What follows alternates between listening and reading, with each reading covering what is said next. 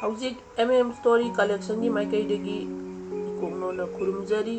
housing असिगी ओइबा नोमगी ओइबा राशि phone ट्राइथोगी फल पाथोक्सगे ngasi kalengi kunga nipani panba irai numit megi tang tara manga irai numit ki ngasi oiba rasi fol khara pathokjage mayam punna taminasi aduga makha tana paknaba machu amasung paknaba maikei na chingba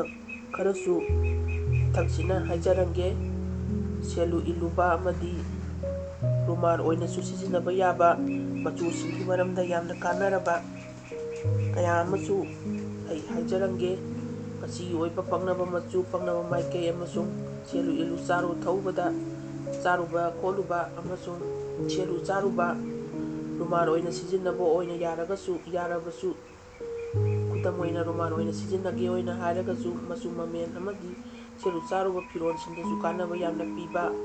afaba maikei chalu kholubada chakhatpa nungaibada oiba maikei kharagisu ai pathokjarange mathangsina mayam punna taminasi ahanbada mes rasigida haujarake kanabata oirani asa athak amasung laitengi pot phangba tauru bada mai pakpa aksang nungaiba laibak phaba oiragani pangnaba machu na angangba amasung komla machu aduga pangnaba maikeina mamang maikei oigani hariba se mes rasigi ngasi oiba rasi falni ko habidi megi tang 15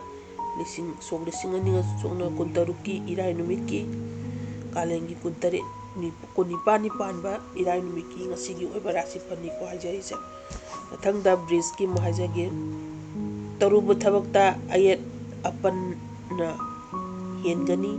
sel hena satpa ningba thungdaba pungning waba khana sainabasu yaba numitni adi pangnaba machuna asangba aduga angauba aduga pangnaba maikeina awang maikei pangnai ko hariba singasigi noma oiba bridge ki rasigi falni hajarise mathanga mu hajarake mithunge afaba chawkhatpa numitni angang singidamakta matai manau wa tanaba manam nusiba aki amogi pot phangba nungaiba phangba oi pangnaba machu na sanglap tauba machu je chanagani ko aduga pangnaba maikei na mamang maikei siamna pangnaba oi hadi mithun rasigi ni ko hajarise sigi oiba rasifal megi tang kumanga megi tang 15 irai numit soklising ani sumna kuntaruki kalengi tarani kunipani panba irai numit ki rasifal ni ko tangdamu krakrakki mahajarake yamna hena laibak phaba matam lagle rajniti gi oiba afaba thabak jangsinba angam athau singdagi kanaba phangba tauruba khuding mai pakba oirani pangnaba machu angauba machu amasung nupa machu amasung amana cream machu hadi pangnaba maikeina awang maikei oi ko krakrakise hadi magi machu se ahum thongna hairi ko krakakina angauba maga haire lupa machu amadi cream machu haiba omse yamna pangnaba machu oi ko krakrakki aduga pangnaba maikeina awang maikei oi ba ko mathangdana singagi mu haijarake jekseluba thabak khara luna thokani yengnaba kangani yengsingani amadi isada ninganaba pohangani gyan tana akhang kanna changsilu nahakna ngamgani hari ko haribasi singara sigini ko pangnaba machuna sana machu oi amasung kori machu aduga pangnaba maikeina mamang amadi makha maikei yamna pangnaba oi ko hariba singasi nongmagi singara sigi falni ko haibadi irai megi tang 15 soklising ani sumna kuntaru kalengi kunipani panba irai numitki rasi falni ko hajarise mathangdana kaina rasigi oina hajarake ko awa ana khudong thi mayong na bayai jangsiluba taruba khuding khudong thi oiba khana chainabasu thokpa aduga yabana yamna cheksinbigadabani haiba asi ngasi kaina rasigini ko hajaribasi pangnaba macuna asangba masung cream macu oire aduga pangnaba maikeina awang amadi mamang maikai oi ko haribasi ngasi nongmagi kaina rasigi falni ko hajarise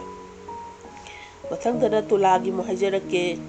pot chai phangba lanthum ningthina lepchinba ngamba nupa nupi sanaba waithungnaba afaba chinjak chaba mingset hengatpa numitni pangnaba macuna mangra macu natraga angauba macu oiko aduga pangnaba maikeina maning makai se yam pangnaba oi hariba si tularasi ko tularasi ngasigi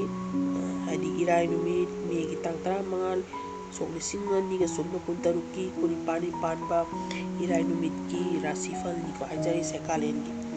aduga mathang china frisiki mo hajarake tumpak tumpai salamba wakhanning tina maka lamjaragani budi loksing thoklani mina lakjaba ngamlaroi thabak mai paklani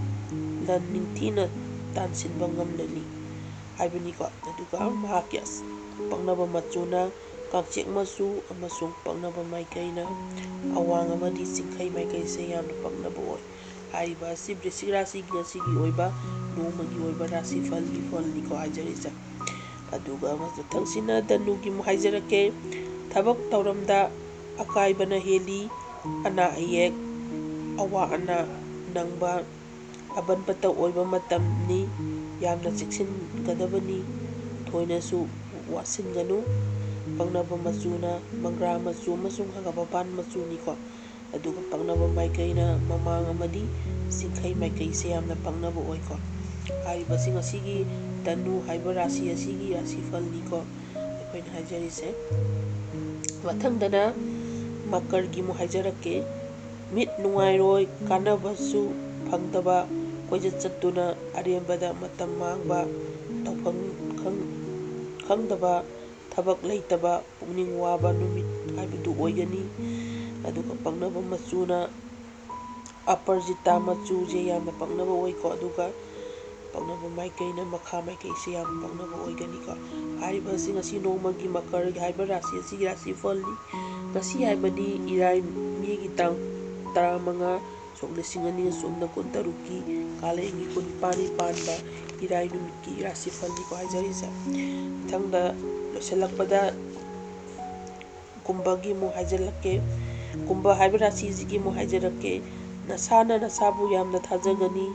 migi mateng yaudраbasu thabak mai pana changsinba ngamlani mina khangbigani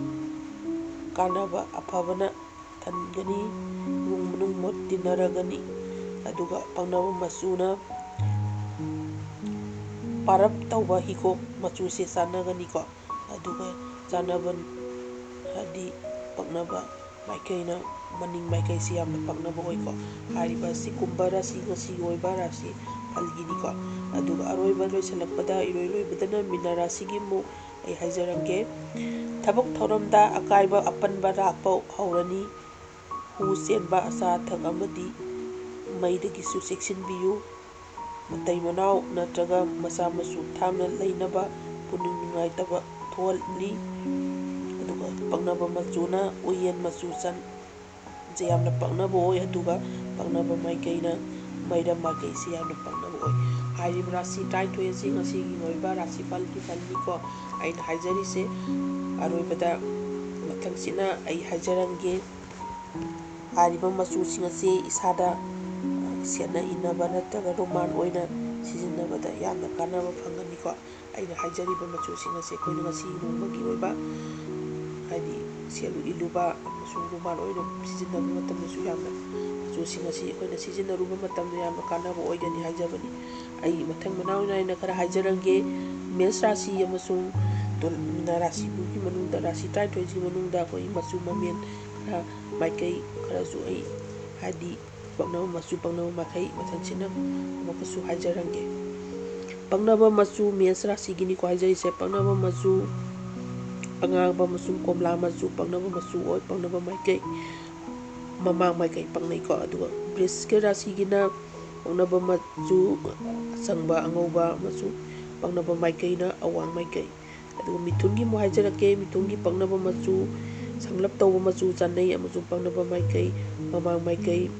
ꯑꯗꯨꯒ ꯀꯔꯛꯀꯤꯅ ꯄꯪꯅꯕ ꯃꯆꯨ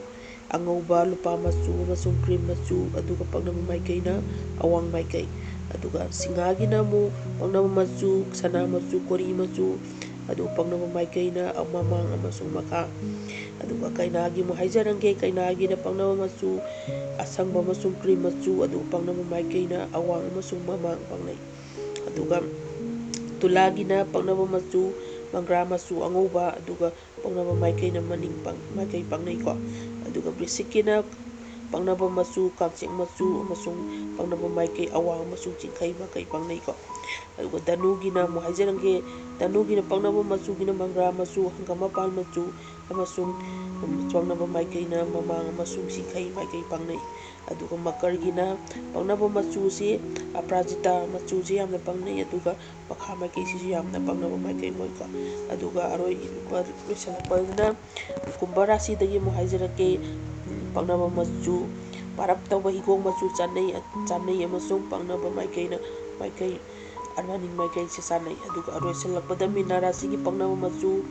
ꯎꯌꯦꯟ ꯃꯆꯨ ꯑꯃꯁꯨꯡ ꯄꯪꯅꯕ ꯃꯥꯏꯀꯩ ꯃꯩꯔꯝ ꯃꯥꯏꯀꯩ ꯍꯥꯏꯔꯤꯕꯁꯤꯡ ꯑꯁꯤ ꯅꯣꯡꯃꯒꯤ ꯑꯣꯏꯕ ꯔꯥꯁꯤ 39ꯒꯤ ꯍꯥꯏꯗꯤ ꯄꯪꯅꯕ ꯃꯆꯨ ꯑꯃꯁꯨꯡ ꯄꯪꯅꯕ ꯃꯥꯏꯀꯩ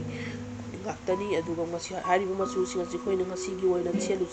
ꯁꯦꯠꯂꯨ ꯏꯜꯂꯨꯕ ꯑꯃꯁꯨꯡ ꯔꯣꯃꯥꯟ ꯑꯣꯏꯅ ꯁꯤꯖꯤꯟꯅꯕ ꯃꯇꯝꯗꯁꯨ ꯌꯥꯝꯅ ꯀꯥꯟꯅꯕ ꯐꯪꯕꯤꯒꯅꯤ ꯃꯇꯥꯡ ꯁ꯭ꯋꯥꯏꯗ ꯉꯁꯤ ꯅꯣꯡꯃꯒꯤ ꯑꯣꯏꯕ ꯔꯥꯁꯤ 39ꯒꯤ ꯐꯜ ꯄꯥꯊꯣꯛꯆꯕ ꯃꯇꯥꯡ ꯑꯁꯤꯗ ꯂꯣꯏꯁꯤꯟꯖꯔꯤ ꯑꯃꯨꯛ ꯍꯟꯅ ꯃꯤꯌꯥꯝ ꯄꯨꯝꯅꯃꯛꯄꯨ ꯏꯈꯣꯡꯅꯅ ꯈꯨꯔꯨꯝꯖꯔꯤ